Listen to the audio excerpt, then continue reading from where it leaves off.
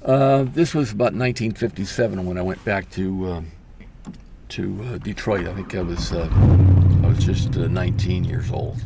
I was the youngest guy that ever hired in there, and I got to work with Earl and got to work with Mitchell on the Stingray Corvette, what became the Stingray. I worked on the car that was the prototype they called the Stingray Racer, and it was great working with Bill Mitchell because he was like the epitome of the great designers of that era, and I kept trying to tell Mr. Mitchell, I think the nose should be a little lower and the tail end should be a little higher, and I think this is what we should do the line. He says, "Look, kid," he says, "I designed the Corvettes around here. Just do what I tell you, okay?" So we built the car like he wanted, and I mean, today it's considered an icon of design. The Stingray Corvette's one of the greatest looking cars ever. But the nose is too high and the tail is too low, and consequently you run that thing at about 140 and the front wheels come off the ground. So those were all the lessons that I learned that I applied to this car. Carroll said, "I want to go to Europe, and how are we going to go faster?" And the guys were already getting as much horsepower out of the 289 engines we were running the Cobra Roadsters. And I tried to explain to Carroll, I said, well, the car's got too much drag to go any faster. We've either got to reduce the drag or we've got to go up by the horsepower. And I said, if you double the speed, the drag goes up by the square. And if you want to double that with horsepower, you got to go up by the cube. And there's no way we're going to cube the horsepower. And unless we change the body completely, there's no hope with the Roadster either. But I said, this is the way to do it. So I sort of drew up a rough outline of what the car would look like. And I told him, I said, this car is going to be a very different looking automobile. And Carroll didn't seem to care about what the car looked like. All he wanted to know is, he says, is it going to be faster? And I said, I don't know, but I think the guys that came up with these ideas were a lot smarter than anybody else around. And these were the Germans from 1939. There was a whole group of them, a guy named Erwin Komenda at Porsche, and a guy named Koenig von Fauschenfeld, Germany, and Dr. Wunderwald Kamm. They were all the leaders in advanced aerodynamics in the late 30s when nobody else even knew anything about this. And they had written some papers and built prototypes.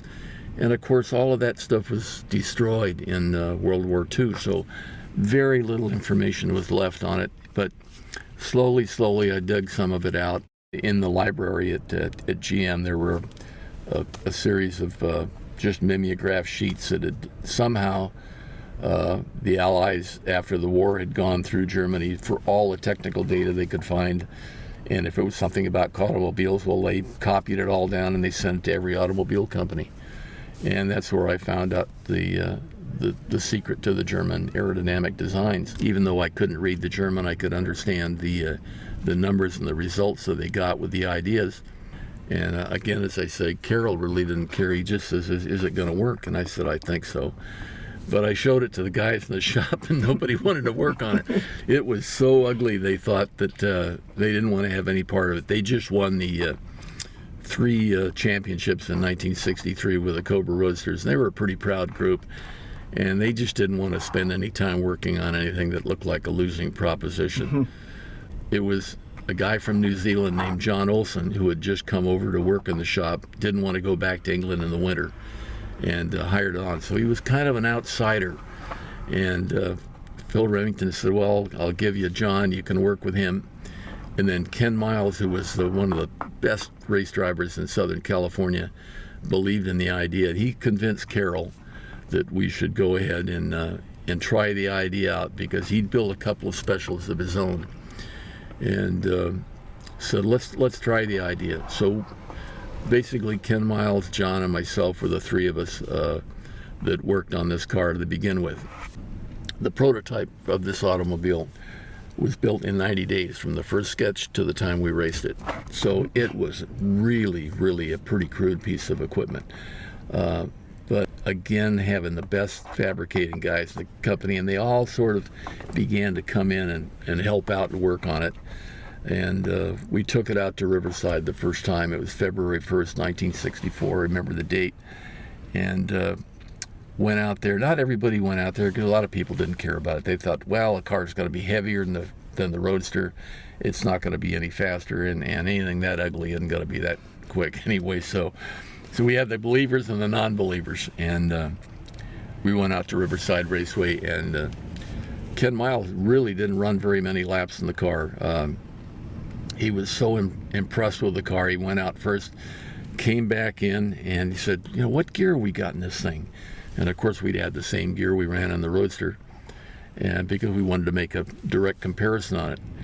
And the car was so much faster out of the corners because the chassis was stiffer, and it was so much faster down the back straight that we went from top speed of about 165 mile an hour with the Roadsters up to about 185. So that right then we knew that we would be comparatively in speed with the Ferraris of that date. And we hadn't touched the car. I mean, this was right out of the box. And there were all kinds of compromises that we'd had to make on the car. I had been very concerned that we were going to have some lift at the back end at that speed. And I had tried to convince Phil Remington, our chief engineer, that I designed a movable wing on the back end of the car. And this was before the era of movable aerodynamics had been banned on race cars. And he said, I looked at it, he said, God, that'll take us 3 or 4 days to build. And we just haven't got time to do that. So let's run the car without it and see how it runs. And you know, he was saying, well, you guys go out there and fall on your face, and then we don't have to put any extra work in on it. So anyway, the car was really, really fast. And so I got back to the shop, and then everybody's cheering about it, and it became the focus of our attention. Carroll got the group of guys together and said, okay, we're going to go to Daytona with this car. And I said, good, now we can get the wing built on it. No, we don't have time to do that. We're going to run it just the way it is. It's already fast enough. If it ain't broke, don't fix it. So we went to Daytona, and the car was so fast right out of the box down there. And there was no concern on the lift because we were running on the high banking there, and the G-forces would keep it in on the banking. And Bob Holbert, who had never driven the car, got in the car and went out, and he would just said, I can go buy the Ferraris, like, you know, I'm not even peaked out in red line yet. So Ken Miles, who had been made the team manager for that event, said, okay, we'll back the RPM down about 700 RPM, so keep the RPMs down. Now we're going slower, but we're at the same speed of the Ferraris. So we made our fuel consumption tests on that point, and we were 25% better fuel efficiency. So we said, okay, we've got it made now because we can run the 2,000 Ks and we won't have to come in and refuel, and we're equally at the speed of the Ferraris, so we'll just pass them on the number of pit stops. We have to stop less. And if we have any problem, all we have to do is turn the RPM up and, you know, take them at the end.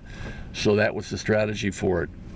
Unfortunately, we had a fire in the pits. We were way out in the lead, seven laps out in the lead. And so we had to park the car because it had burned up the back end. So we didn't get to run it again until Sebring. And at that point, the car won its first race. And then Ford saw how fast the car was going. And that was the point where Ford Motor came in and decided to give us some help, and decided that they would back us for a program to go to Europe. So at that point, we decided that we would build 6 of these coupes, and the only car that we had finished was the prototype. And by that time, there's only 12 guys in the shop. I mean, this is really a minimal effort. We went over to Europe, but that meant that most of the guys had to go to Europe, and they went down to the Targa Florio to run, and this car went to Le Mans with John Olson, and he was sitting there just, you know, waiting for the crew to come up from the Targa Florio because there was nobody else that could run the car. And the big difference at that time was that Ford Motor Company had just come out with the GT40, and this was going to be the trickiest automobile ever built. I mean, they'd spent millions of dollars in this car, and there was a huge amount of publicity on it. because they were introducing it at the same weekend that we were going to run at Le Mans.